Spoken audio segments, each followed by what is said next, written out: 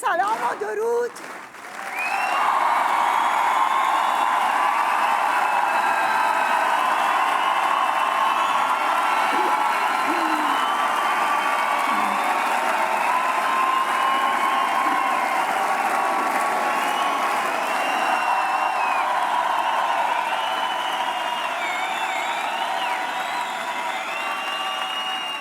با سلام و درود به هموطنان عزیزم در سراسر ایران، به کانون‌های شورشی و به شما اشرف نشان‌ها و حامیان مقاومت در ایران و سراسر جهان.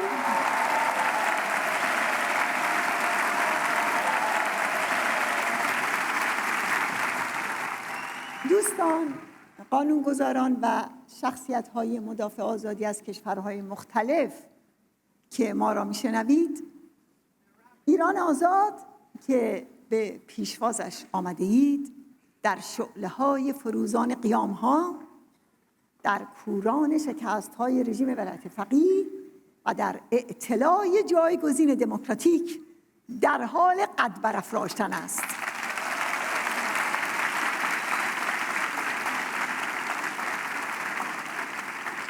در یک سال گذشته جبهه مردم ایران با تداوم قیام‌ها و اعتراض‌ها در سراسر ایران، با درخشش عملیات و کارزارهای اختناق شکن کانون‌های شورشی در پنجمین مؤسسان ارتش بزرگ آزادی و پیشروی مقاومت ایران در عرصه اجتماعی و سیاسی، حقوقی و بین المللی برجسته و ممتاز می شود.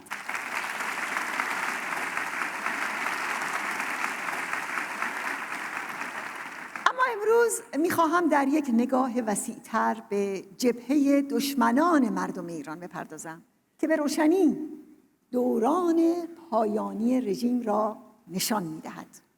انتصاب رئیسی به عنوان رئیس جمهور رژیم و کاندیدای جانشینی خامنه‌ای که خامنه‌ای اون رو نخستین و مهمترین شیرینی سال گذشته در نمایش انتخابات رژیم توصیف کرد، نتیجه معکوس داد. آخوند روحانی علاوه بر سرکوب که همیشه برای آخوندها نقش کلیدی و تعیین کننده داره، راه حل مشکلات و بحرانها حتی بی‌آبی رو در برجام میدونست و از این طریق از خامنه‌ای میخواست که سهم بیشتری از قدرت به اون بده. دیدیم که نتیجه کار چه شد. اما خامنه‌ای که حفظ رژیم و هژمونی خودش بالاترین خط قرمز اوست، می‌داند که کمترین شکاف در این زمینه به کجا می‌انجامد.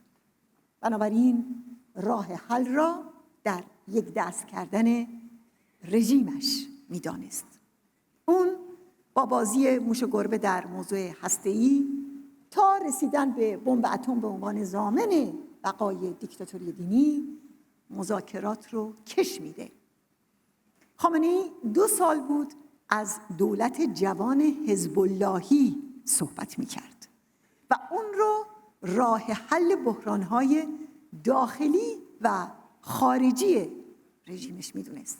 اما دولت مورد نظر خامنه‌ای از راه نرسیده در گل فرو رفت. نه فقط راه حل نبود، بلکه مزید بر علت شد و به طور جدی بر مشکلات رژیم و بحرانهای اون اضافه کرد. به نقطه انگیزش قیام‌ها ارتقا پیدا کرد و شعار مرگ بر رئیسی شعار فراگیر جنبش اعتراضی شد. قاتل مجاهدین اومده بود راه مجاهدین رو سد کنه، اما در برابر اعتلاع کارزارهای این جنبش و کانونهای شورشی در چارچوب قیامهای مردم ایران مات شد.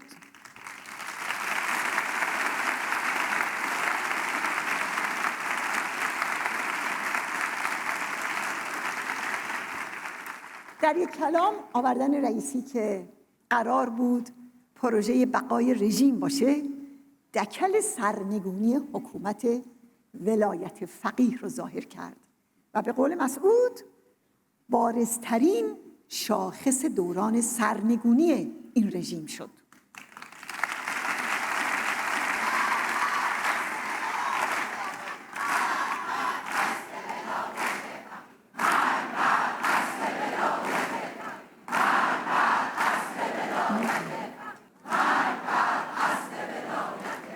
بنابراین سوال اصلی در نگاه کردن به مسئله ایران و منطقی ترین سوال که بقیه سوالات زیر مجموعه اونه این است که آیا به واقع ایران در آستانه انقلاب و سرنگونی رژیم آخوندها هست یا نیست؟ آیا ما واقعاً در این باره درست میگوییم یا مبالغه میکنیم؟ سردمداران رژیم میگویند این سیاه نمایی است، اما به مردم و اعتراضها و شعارهای اونها نگاه کنیم. بطلان حرفهای خامنه‌ای و رئیسی ثابت می شود. یک نگاه به چهره شهرهای ایران و خیزش‌های دائمی میلیون‌ها بازنشسته و معلم و کارگر و پرستار و عموم مردم به جان آمده از گرانی و تورم روشن می کند که هیچ سیاه نمایی و مبالغه‌ای در کار نیست. از قضا وضعیت رژیم سیاه تر از گزارش‌های مطبوعات و رسانه هاست. در یک سال گذشته علاوه بر قیام‌های سراسری، معلمان ایران 17 رشته اعتراض و خیزش داشتند و بازنشستگان 15 بار به طور سراسری به میدان اومدن. معلمان فریاد میزنن جنبش فرهنگیان آماده قیام است. بازنشسته های به پا خواسته میگویند تا کی سرافکندگی، یا مرگ یا زندگی. کشاورزان اصفهان شعار میدهند این همه لشکر آمده، به جنگ رهبر آمده. آبادانی های داغدار آسیم میخروشند مرگ بر رئیسی. و قیام کنندگان تهران فریاد زدند توپ تانک فشفشه، خامنه‌ای کشته شه. بله، این صدا صدای ایران است و چنان که مسعود گفت ایران زمین با خلق اسیرش به پا خواسته و صبح نزدیک است.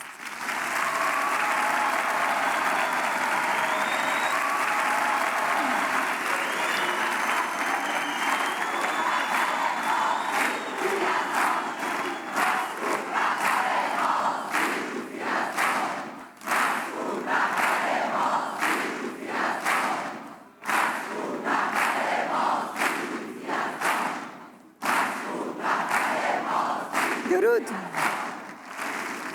حالا حتی سپاه پاسداران، یعنی تکیهگاه و ستون خیمه ولایت فقیه، دستخوش تغییرات و لرزش و تکانه‌های چشمگیر شده است. شکست استراتژی انقباضی خامنه‌ای همین است که به جای یک پارچگی و انسجام، قانقاری‌های تضاد و تفرقه و تعارض رو خیلی بیشتر به جان رژیم انداخته. در دیکتاتوری موریان خورده آخوندی، خامنه‌ای حالا به فرماندهان کلیدی سپاه و حتی لشکر حفاظت خودش بی‌اعتماد شده. جانشین نماینده خامنه‌ای در سپاه گفته اجازه نمی‌دهیم ویروس و موریانه وارد مجموعه سپاه شود. و سرکرده کل سپاه پاسداران گفته دشمن می‌خواهد ما را از درون تهی کند و این خطرناکترین نوع تهاجم است. به آنها میگوییم خیر، اشتباه میکنید. آنچه مردم و مقاومت ایران به دنبال آن هستند انهدام کامل سپاه پاسداران به عنوان یگانه راه برای تحقق سرنگونی رژیم ولایت فقیه است.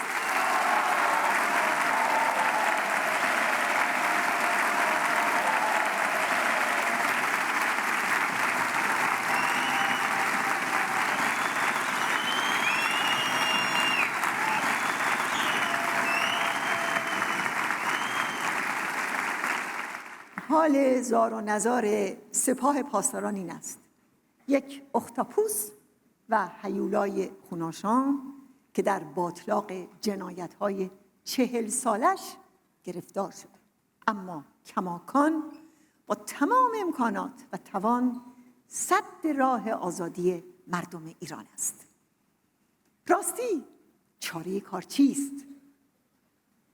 چاره کار یکیست و جز این نیست: انهدام و انحلال قطعی سپاه پاسداران با قیام‌ها و ارتش بزرگ آزادی مردم ایران، با شهرهای شورشی و کانونهای شورشی و با حمایت مردم به پا خواسته که خیزش‌های آنها به رژیم امان نمی‌دهد.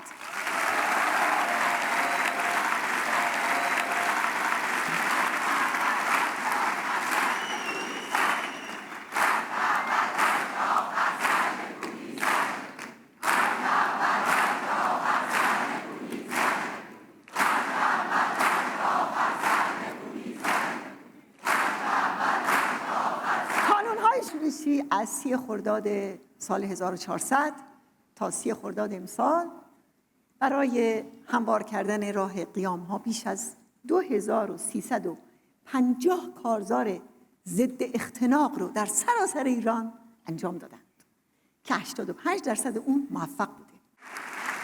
اسامی و مشخصات دستگیر شدگان توسط دوستان یا خانواده‌های اونها به مراجع بین‌المللی داده شده. میگویند سپاه پاسداران با ترسیم نقشه یکایک شهرها تلاش میکنه مناطق قیامخیز و مناطق حامی مجاهدین رو تشخیص بده. به آنها میگوییم زیاد خودتون رو خسته نکنید. مراکز قیامخیز و نقاط جوشش بیوقفه کانون شورشی تمام کوچه ها و خیابان ها در شهرهای سراسر ایران است.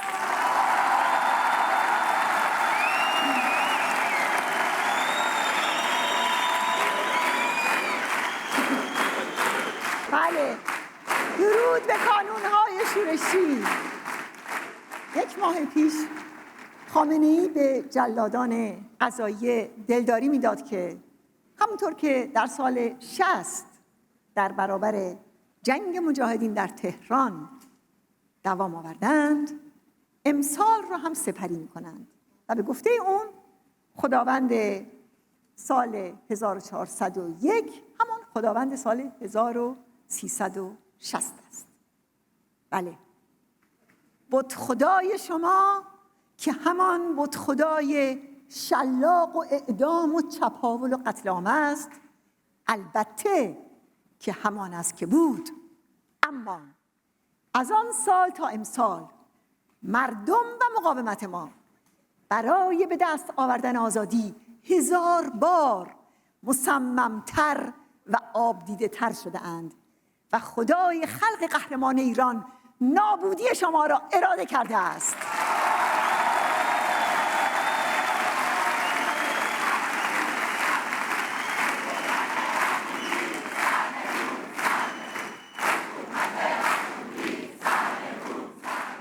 از اینجا خطاب به شما دشمنان مردم ایران میگویم خیلی خوب است که جنگ داخلی و رویارویی با مجاهدین را در سال 60 از یاد نبرده اید، اما خوب است که فروغ جاویدان و پیشروی ارتش آزادی بخش تا دروازه کرمانشاه را هم پیوسته در نظر داشته باشید.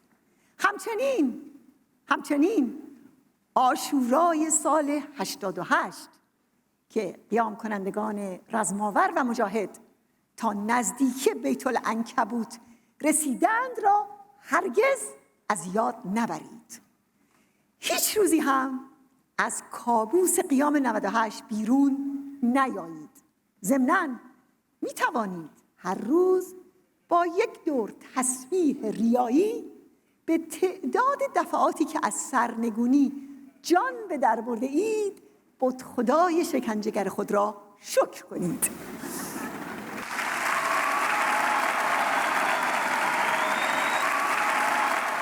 اما مردم ما کافی است فقط یک بار به پیروزی برسند و آن روز دیگر اثری از رژیم ولایت فقیه باقی نخواهد ماند.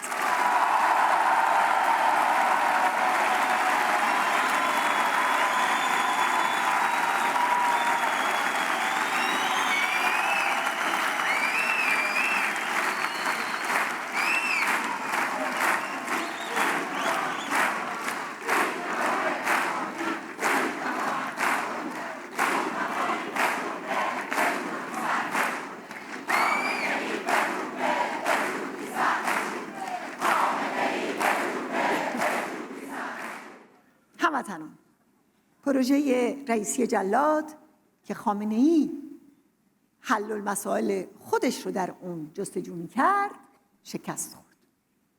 کانون‌های شورشی و استراتژی هزار اشرف تثبیت شد.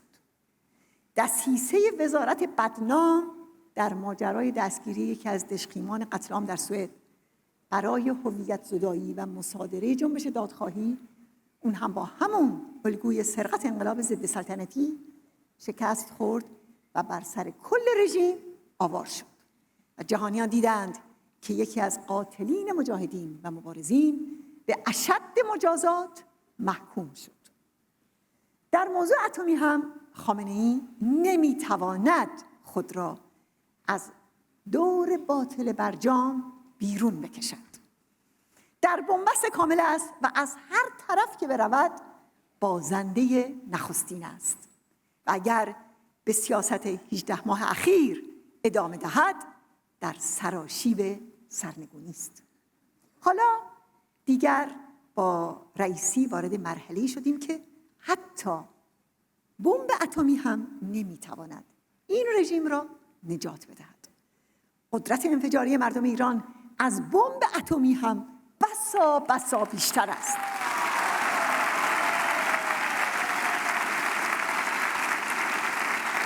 اما اگر از دستیابی به بمب هسته‌ای عقب نشینی کند، زهر هلاهلی را به گلوی رژیم می‌ریزد که روند سرنگونی را شتاب می‌دهد. به آخوندها می‌گوییم از هر راهی که می‌خواهید بروید، بفرمایید، زودتر هم بروید. در هر حال قیام و سرنگونی در انتظار شماست.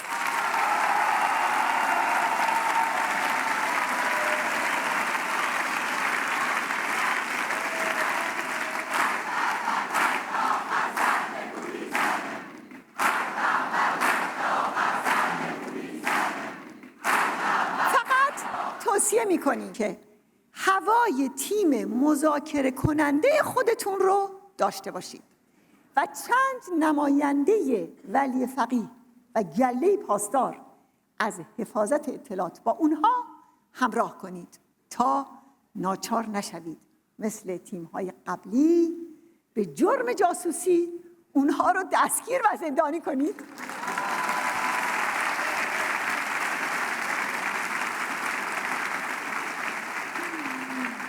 دوستان گرامی، اگر ایران به واقع در آستانه انقلاب و سرنگونی است، اجازه بدیم ببینیم بازیگران حال و گذشته در این باره چه میگویند و مهمتر از اون آینده چگونه رقم خواهد خورد.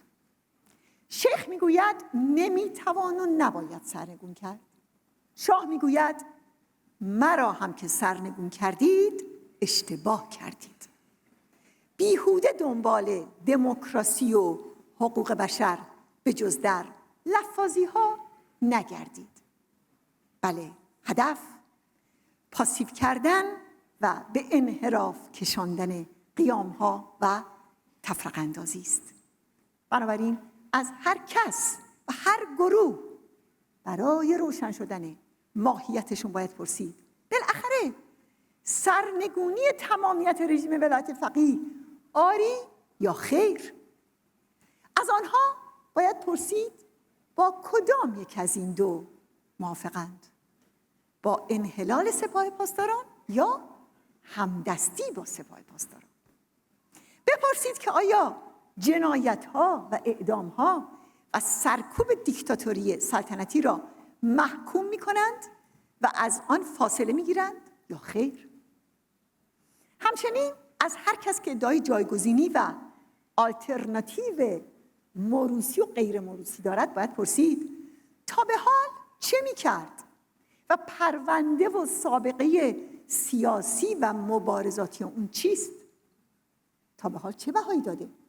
چه چیز رو فدای آزادی کرده و چه قیمتی برای اون داده و میدهد؟ یکی افتخارش این است که ریزشی این رژیم است.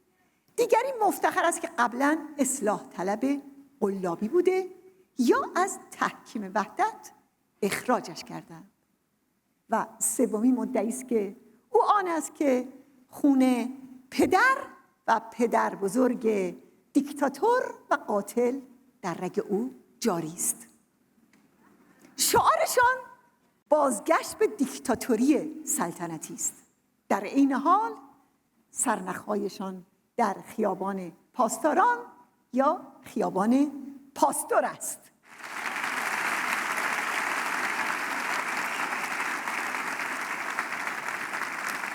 بله، عجز و ناامیدی ترویج می کنند.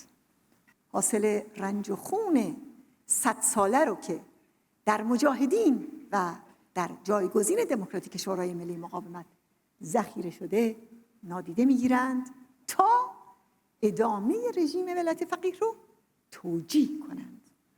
اما رو در روی آنها رسالت تاریخی و اجتماعی نسلی قرار دارد که از 30 خرداد سال 60 قیمت ایستادن بر سر موضع خود را با کهکشان شهیدانش پرداخته است و قتل عام زندانیانش در سال 67 فقط یک فقره از آن است. در نبرد با فاشیسم دینی از آزمایش‌های سخت و بغرنج با سلسله‌ای از حمام‌های خون عبور کرده است. و آری، این نسل از مسعود آموخته است که بنبست‌ها را با فدا و پرداخت‌های هرچه بیشتر در هم بشکند و غیر ممکن‌ها را با عزم 100 برابر ممکن کرده و پیروزی بیافریند.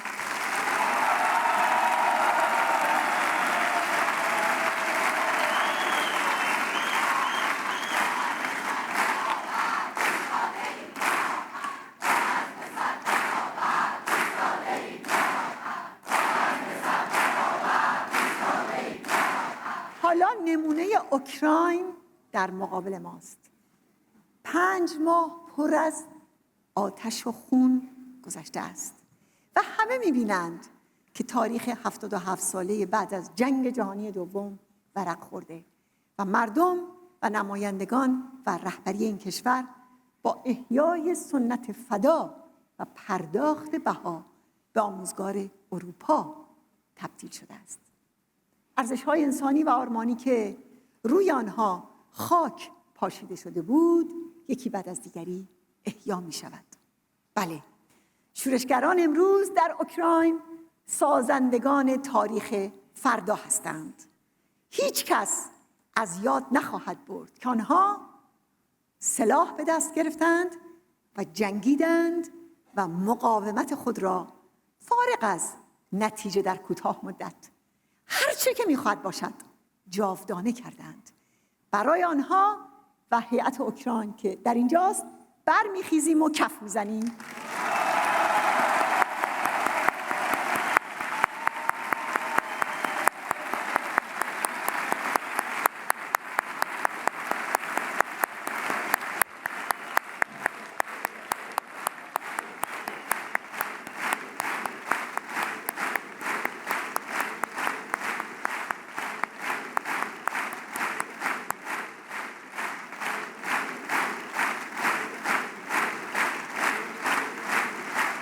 درود با تشکر.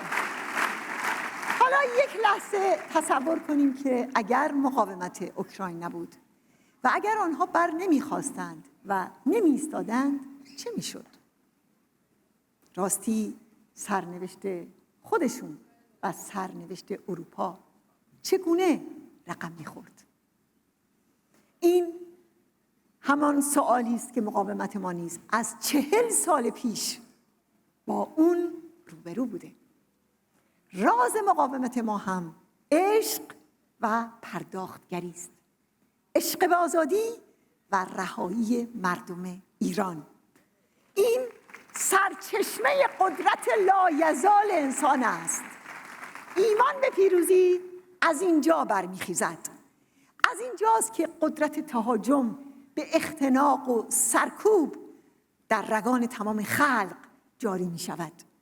میلیون میلیون مردم ستم زده و شلاق خورده و غارت شده را به حق طلبی و دادخواهی برمی‌انگیزد و شیخ فرتوت و فرسوده را با خیل پاسداران و جانیانش دچار ضعف و ریزش و اضمحلال می‌کند. بله، با چنین ایمانی است که شما مجاهدین و مبارزین و شورشگران و اشرف نشانها می توانید ماشین سرکوب و کشدار فاشیسم مذهبی را به زانو درآورید و می توان و باید پرچم آزادی و حاکمیت جمهور مردم را بر بلندای این میهن برافراشت.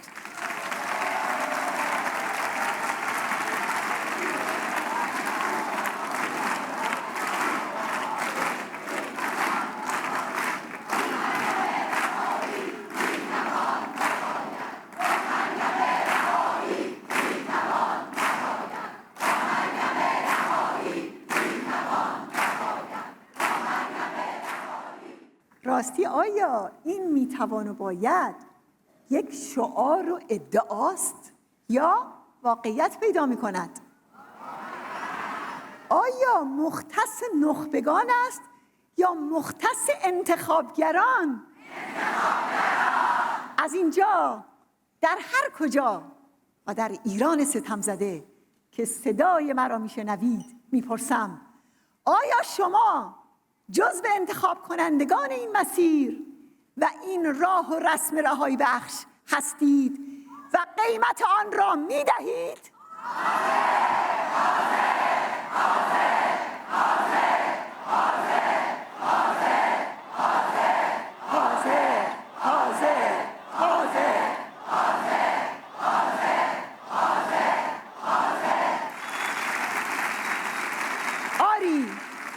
میتوان و باید از آزادی ایران سرود.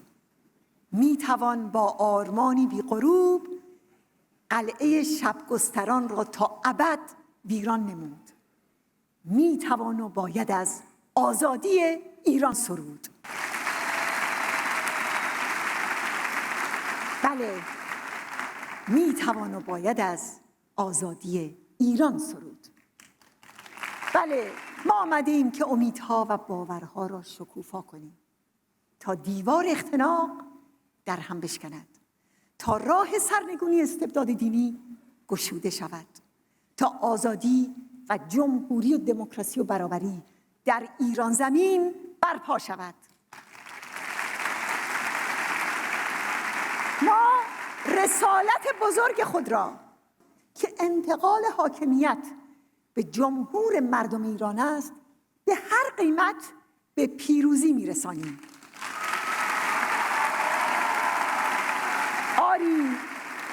آری صبح نزدیک است. ای فتاده به زنجیر ایام، یک جهش مانده تا برکنی دام. یک قدم مانده، یک خیز، یک گام.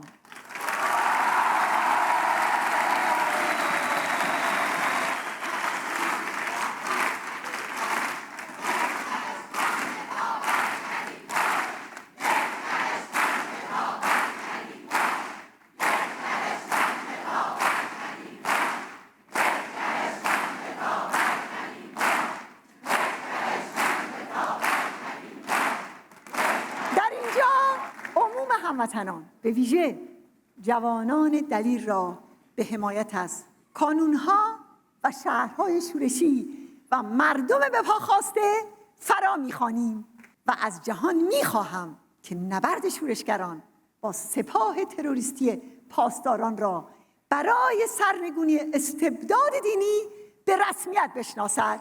پیروز باشید.